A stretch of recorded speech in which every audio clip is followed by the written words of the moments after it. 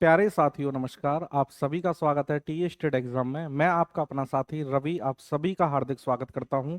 जैसा कि मेरे प्यारे दोस्त आप सबको पता है, रेलवे की 15 मिनट की सीरीज जिसमें मैं आपको एक पर्टिकुलर टॉपिक के 10 इंपॉर्टेंट क्वेश्चन करवाता हूं, उसी कड़ी में आज हमारी थर्ड क्लास है जो रहने वाली है आपकी मेरे भाई किसकी, प्रपोर्शन की यानी समानुपात की। इससे पहले दो क्लासेज हम कर चुके हैं, रेशियो एंड किसकी मेरे भाई आपकी परसेंटेज की। आज रेशियो का ही एक टॉपिक है मेरे भाई, कौन सा आपका प्रपोर्शन, उसको आज हम कंप्लीट करेंगे 10 क्वेश्चन के माध्यम से, और 10 अल्टीमेट क्वेश्चन और उनके प्यारे प्यारे से सॉल्यूशन देखते हुए चलेंगे। ये आप थंबनेल पर देख सकते हैं, क्लास नंबर हमारी 3 है, समानुपात। ठीक है, पूरे टॉपिक का निचोड़ आपको इन 10 क्वेश्चन के माध्यम से मैं कराने का प्रयास कर रहा हूं, और मात्र ये 15-16 मिनट में ही, इसी के आसपास, मतलब 1-2 मिनट ऊपर 1-2 मिनट नीचे, यही हमारी कहानी रहेगी। चलिए भाई, तो पहला क्वेश्चन आपके सामने ये रहा। पहला क्वेश्चन बनाएंगे, टॉपिक है आपका कौन सा सर, प्रपोर्शन, और प्रपोर्शन का पहला क्वेश्चन आप सभी के सामने ये रहा। अब इस क्लास में मैं आप सभी को पता है कोई भी बेसिक वाली बात नहीं करते, हम सिर्फ सॉल्यूशन की बात करते हैं।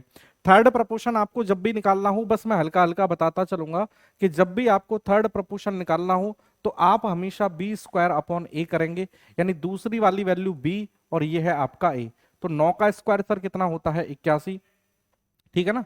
का तीसरा समानुपात क्या होगा, और ये हो जाएगा सर 4। 4 से काटेंगे सर कितना मेरे भाई, 4 से काटेंगे सर 20.5। ये आपके इस क्वेश्चन का सही जवाब होगा, जो कि ऑप्शन मुझे लग रहा है गड़बड़ है। 20.5 बी ऑप्शन को हम मान लेंगे, ठीक है भाई।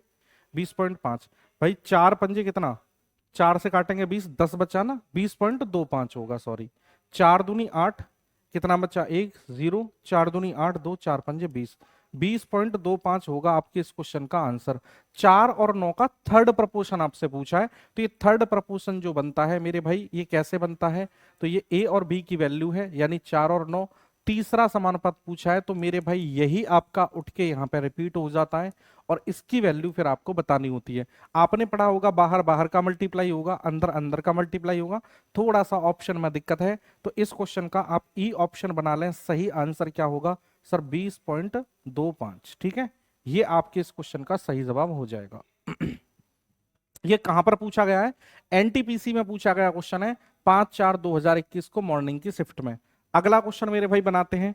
देखो, माध्य समानुपात क्या होता है, जब भी आपको मीन निकालना हो, मीन का मतलब होता है मेरे भाई माध्य निकालना हो, तो आप हमेशा करेंगे सर रूट में ए इंटू डी, यानी ये किसकी वैल्यू होती है, ए की, और ये होती है डी की। और इसको लिख दो मेरे भाई सिर्फ और सिर्फ किस में, रूट में, यानी 16 × 144। अब देखो 16 का रूट लोगे तो मेरे भाई कितना आ जाएगा, 4, और 12 का, इसका 144 का रूट लोगे आ जाएगा 12, और 12 × 4 आप सभी जानते हैं कितना होता है, 48। तो सी ऑप्शन बिल्कुल सही जवाब आप सबका हो जाएगा।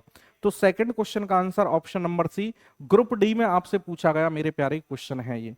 क्वेश्चन नंबर थर्ड की तरफ चलते हैं। देखो, फोर्थ प्रपोर्शन आपसे पूछा है, चतुर्थानुपात आपसे पूछा है, ये भी ग्रुप डी में क्वेश्चन आपसे पूछा गया है 2022 में।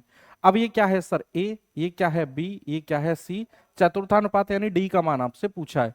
तो जो प्रपोर्शन का फॉर्मेट होता है वो कुछ इस प्रकार से होता है कि A ratio B proportion C ratio D, ठीक है ना, इस प्रकार से होता है। अब ए की वैल्यू कितनी है सर, 12। रेशियो की जगह पर आप इसको 12/24 लिख सकते हैं, ठीक है। और ये जो प्रपोर्शन का साइन है, इसकी जगह पर आप इक्वल का साइन लगाएंगे। ये सी का मान कितना है, 45, तो यहां पर इसका मान आपसे पूछा है, इसको आपने x मान लिया, तो ये कितना सर, 2 बार कटेगा, और 2 इधर जाके मल्टीप्लाई करेगा, तो x की वैल्यू कितनी आ जाएगी, 90।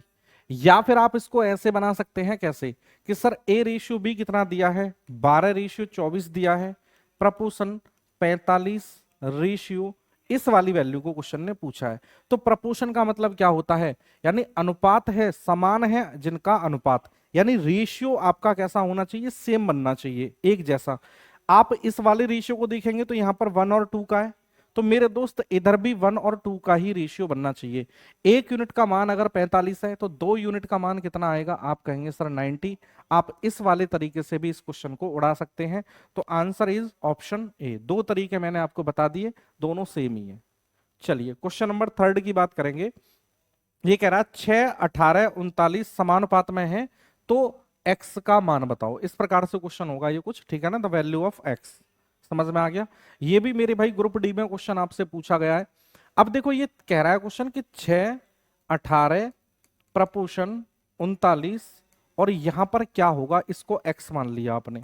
अब मैंने अभी जस्ट लास्ट वाले क्वेश्चन में हमने चर्चा करी क्या, कि जो रेशियो मेरे भाई यहां होगा वही रेशियो यहां पर होगा। तो यहां रेशियो 1 और 3 का है, तो सर यहां भी रेशियो 1 और 3 का होगा।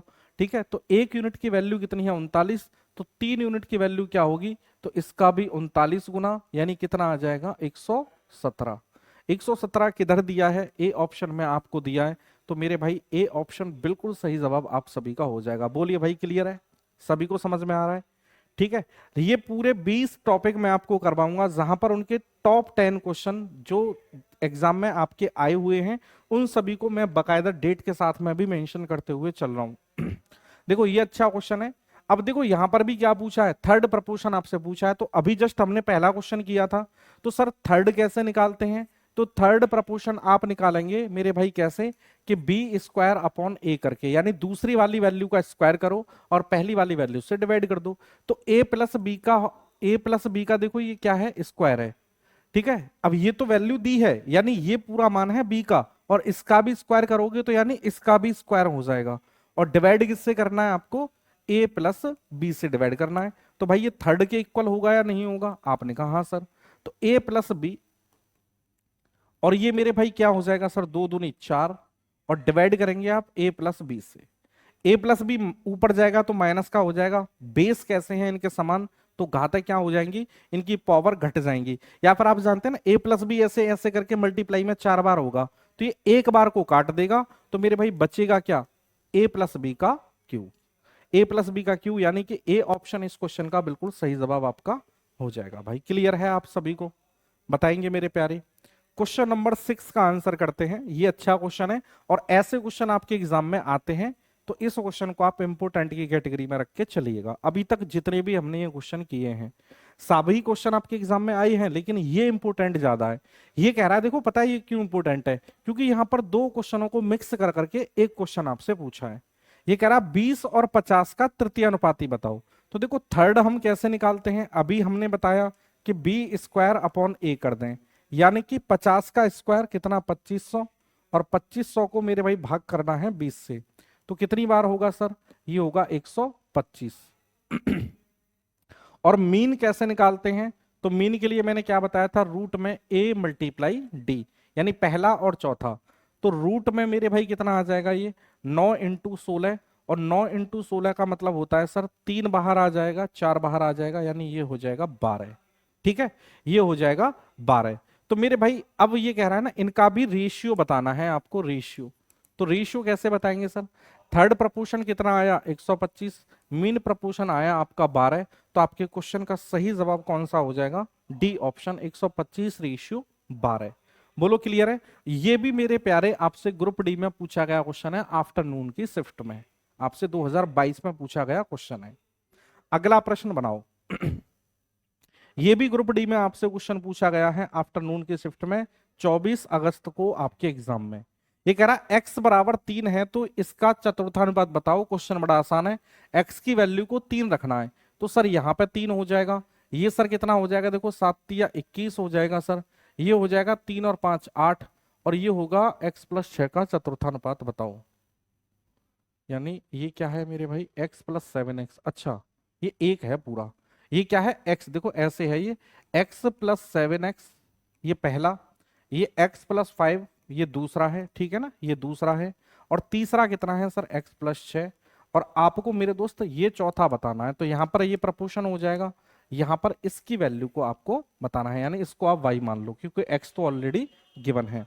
x की वैल्यू कितनी है 3, तो यहाँ पर 3 रख दो सब जगह, तो यहां रखेंगे 3 + 7 = 21, ये हो जाएगा 3 + 5 सर 8, ये कितना होगा सर 3 + 6 9, और यहां पर इसकी वैल्यू निकालनी है।